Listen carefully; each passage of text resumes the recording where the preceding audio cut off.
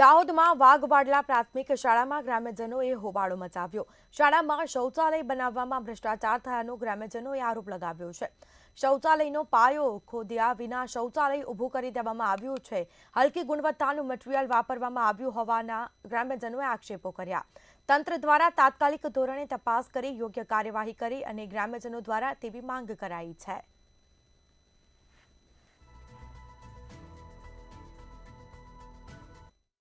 કે વાઘવાડલા પ્રાથમિક શાળાની અંદર શૌચાલયનું બાંધકામ ચાલી રહ્યું છે અને એની અંદર પાયાનું કામ બિલકુલ 0% કરવામાં આવ્યું છે, જેથી અમે લોકોએ શાળાના પ્રિન્સિપાલ શ્રીને રજૂઆત કરી હતી કે આવો સાહેબ ન ચલાવી લેવાય। મારા પણ અંદર બાળકો છે, જેથી આ કામને અટકાવી અને યોગ્ય કામ કરવામાં આવે એવી મેં રજૂઆત કરી હતી અને તે દરમિયાન અમે મીડિયા લોકોનો કોન્ટેક્ટ કરી આજરોજ અહીંયા આગળ બોલાવ્યા હતા અને ચેક કરવામાં આવ્યું।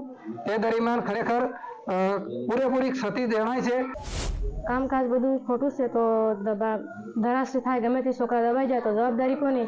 તો ગામ તરીકે એક ભાઈએ જાણ કરી તો એ ભાઈને ભાભર લલિતાબેન શાંતિલાલભાઈ એ સરપંચના ઘરવાળા છે, એ ભાઈને 10 ગોળી તારા ઉપર મારી દઈશ એવું ધમકી આપે છે।